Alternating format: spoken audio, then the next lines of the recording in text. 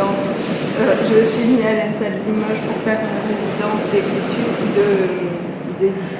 de gravure.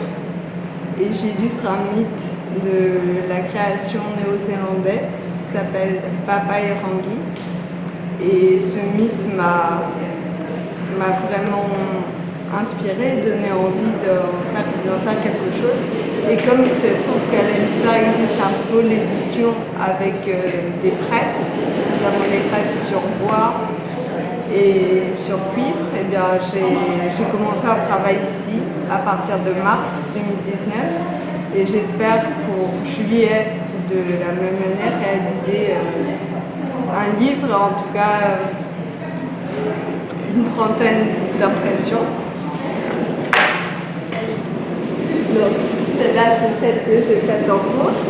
Et puis là, il y en a plein, mais je ne peux pas tout montrer, donc j'ai travaillé déjà pas mal. Mais j'ai encore beaucoup de travail, donc je vais faire une quarantaine d'impressions de 30 sur 40 cm de gravure sur bois.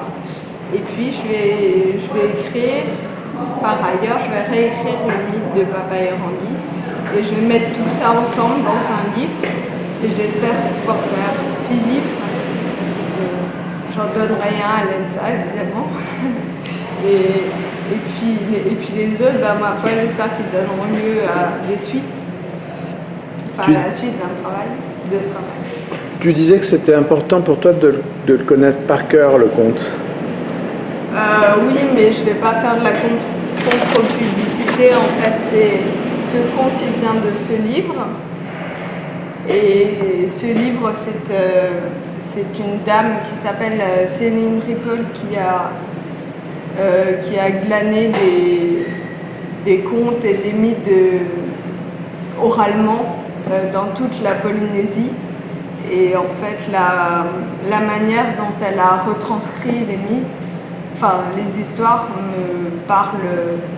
me parle suffisamment pour que je commence la résidence, mais ne me convient pas complètement. Et donc, effectivement, la première manière de rentrer dans le mythe et d'essayer de travailler avec, ça a été de le réécrire et puis de le réécrire pour le parler. Et pour le parler bien, la mémoire et le fait de le savoir par cœur peut être une gageure. Donc effectivement, j'ai réécrit une fois, mais je vais le réécrire plusieurs fois en fait. Et puis je verrai ce qui convient le mieux en écho aux images que j'aurais faites. Voilà. Est-ce qu'en un mot, tu peux nous dire ce que tu trouves de spécifique dans cette école pour y travailler? Qu'est-ce que tu trouves agréable? Par exemple, tu as partagé un moment la vie avec Simon qui venait d'Allemagne, etc. L'école entière, elle est beaucoup trop grande pour que je puisse développer toutes ces qualités, mais en l'occurrence, le peu que pour le moment je connais, à savoir principalement la bibliothèque, la cafétéria et surtout l'atelier édition en haut et en bas, c'est-à-dire en haut là où on travaille avec de la belle lumière et en bas là où on imprime, j'ai pu vraiment